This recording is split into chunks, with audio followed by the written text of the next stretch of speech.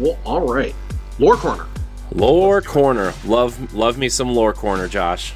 So it's a really short one this week. I'm running out of stuff from this season. We may have to circle back and cover a few other things.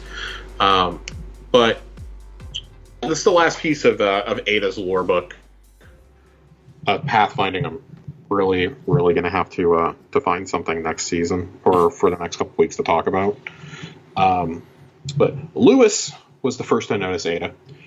The bird's head darted in her direction as it shuffled on its post. Hawthorne turned, a brief look of surprise on her face before she grinned. If it isn't the reclusive armorer, Hawthorne said. I was just thinking about checking on you. Ada reached the top of the stairs and marveled at the expanse of the last city stretching from Hawthorne's vantage point. Oh, was I making too much noise again? Hawthorne shook her head. It's the opposite. It's way too quiet down here. Ada chuckled. Things have been going more smoothly as of late. Glad to hear it, Hawthorne said and nodded. She removed a morsel of meat from the pouch at her waist and tossed towards Lewis, who gobbled it voraciously. So what was the answer? Centuries-old research on matter programming left behind by a megalomaniac, Ada said. Hawthorne whistled. Sounds like a trip. It has been. I feel quite changed by this experience, Ada said, a slight lit to her voice. Change can be good. Ada watched engine flares weave through the city's expanse. There was one thing from our last conversation that stuck with me. Hawthorne raised an eyebrow. Only one? That's definitely disappointing. You said you weren't sure if I had any friends, Ada continued. Ada, I didn't mean to. If I'm being honest, social connection has never been my strong suit.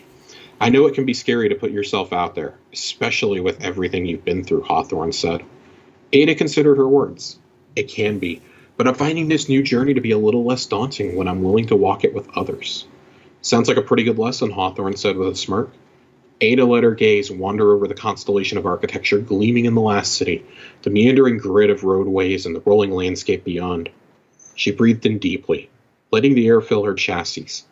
I should probably get back down there. I have a lot of work ahead of me, Ada said, clearing her throat. Hawthorne clasped a hand on Ada's shoulder, startling the echo. Don't be a stranger, Ada. You come up from your cave more often, you might find you have more friends than you think. I really like the story they told with Ada in this book. And I also like that they kind of subtly tie armor synth, transmog, whatever you want to call it, back into Clovis Bray. Still referencing the Braytech Institute that we had to go to so many different times. Still referencing things that we did in the Beyond Light campaign. I really, really enjoy that. I think this is an interesting look. I mean, she went to the old Bergusa Forge, which, if you grinded out forges last summer, that's probably where you were.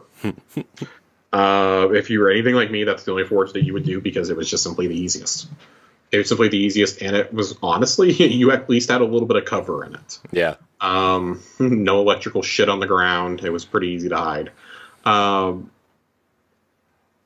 I think this is an interesting piece because these are two characters we pretty often forget about. Right. Hawthorne has literally done nothing in-game. Like, the lore is different.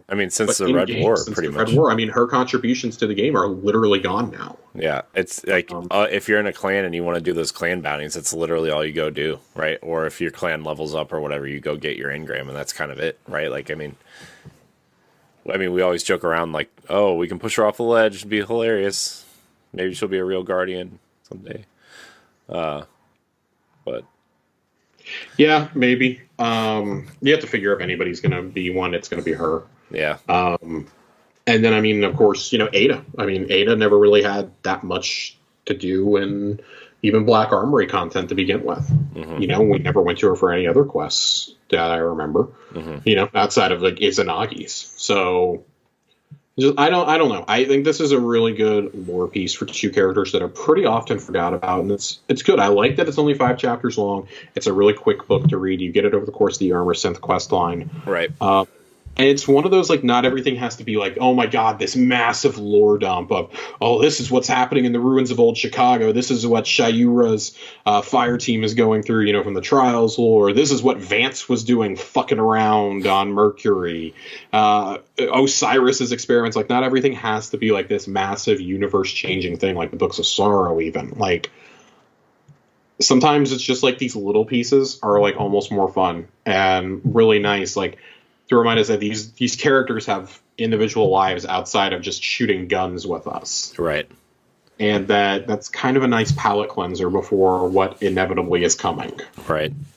So, yeah, I enjoyed it. It was a good one. I mean, like you said, you forget about these characters and you just think about Zavala or Ikora or Osiris, right? You don't think about.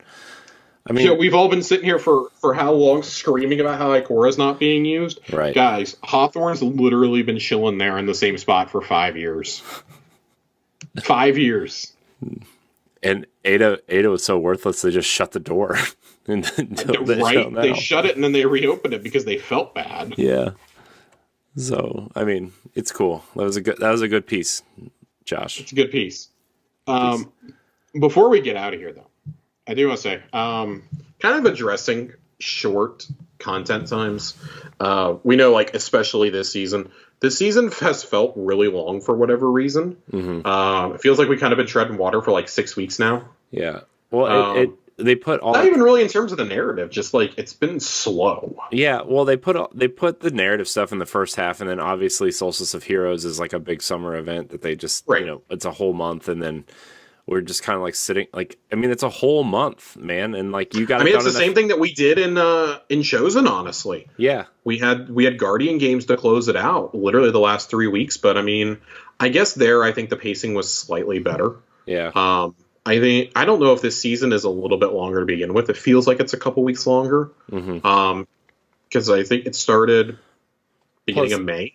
Plus, like you'll have. Like it's weird because like Solstice was a month long, and then they're not doing anything during Iron Banner, and then the epilogue starts after Iron Banner. So it's like, yeah, we're taking a week off. That's like 5 or 6 weeks worth of essentially progressive content, right? It's just like events, which is fine. Like it's fine, right? Like I haven't logged in like a week or so, right? Like yeah, unless you're like super in the Solstice of Heroes, and like we don't have Moments of Triumph right now. That's coming in the fall. Even if you are though, right? You got your whole Solstice done in the first week. Like they made it so much easier this season. Thank God. If it was the grind it always was, I probably would have skipped it. Frankly. Yeah.